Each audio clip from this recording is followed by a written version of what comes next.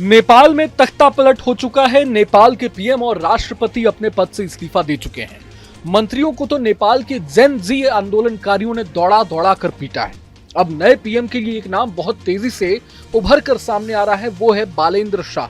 जी हां, बालेंद्र शाह जो कि नेपाल की राजधानी काठमांडू के मेयर हैं और नेपाल के युवाओं के बीच काफी लोकप्रिय भी हैं। उनके हाथों में देश की कमान सौंपे जाने की मांग उठ रही है। अब इस तस्वीर को ध्यान से देखिए। इसमें एक तरफ बालेंद्र शाह नजर आ रहे हैं, वहीं दूसरी तरफ नेपाल में अमेरिका के एम्बेसडर डीन आर थॉम्सन है।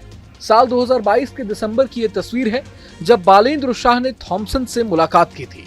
बैठक में राजदूत थॉम्सन ने कहा था कि काठमांडू के मेयर का अमेरिका के विभिन्न शहरों के साथ सहयोगी संबंध है और वो शहरों और उनके नागरिकों के बीच स्थायी संबंधों के लिए प्रतिबद्ध है।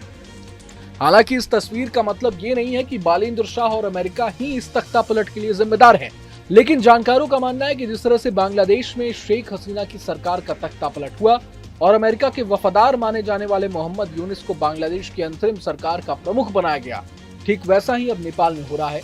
और केपी ओली शर्मा की सरकार को उखाड़ फेंकने के लिए काठमांडू के मेयर बालेंद्र शाह को अमेरिका ने मोहरा बनाया। बालेंद्र नेपाल में युवाओं के बीच खासे लोकप्रिय हैं। यही वजह है कि वो किसी भी अन्य मेयर से अलग हैं और जहां ज्यादातर मेयर अपनी नगर पालिकाओं से आगे शायद ही कभी ध्यान दे पाते हैं, वहीं ये शख्स नेपाल की इस बड़े आंदोलन के केंद्र में आ खड़ा हुआ है। मीडिया रिपोर्ट्स के मुताबिक बालेंद्र के कद और प्रभाव का अंदाजा इसी बात से लगाया जा सकता है कि टाइम मैगजीन ने उन्हें 2023 की अपनी शीर्ष 100 शख्सियतों की सूची में शामिल किया था।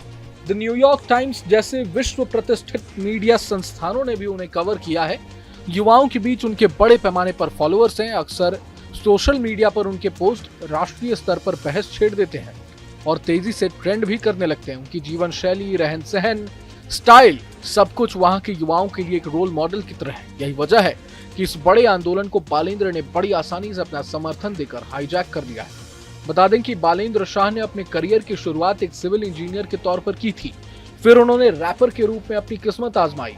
इसके बाद उन्होंने राजनीति में आने का फैसला किया और काठमांडू के मेयर पद के लिए चुनाव लड़ा और जीत भी गए। राजनीति में उनका अप्रत्याशित उछाल, युवाओं के बीच लोकप्रियता और पारंपरिक राजनीतिक दलों से नेपाली युवाओं का बढ़ते मोहभंग ने बालेंद्र को नायक बना दिया। बालेंद्र ने इस पूरे आंदोलन को अपना समर्थन दे रखा है। ऐसे में उन्हें अपने हीरो के तौर पर युवाओं ने पेश किया है। अब देखना ये दिलचस्प होगा कि क्या बालेंद्र शाह ही नेपाल के अगले प्रधानमंत्री बनते हैं। क्या नेपाल की कमान उनके ही हाथों में आती है।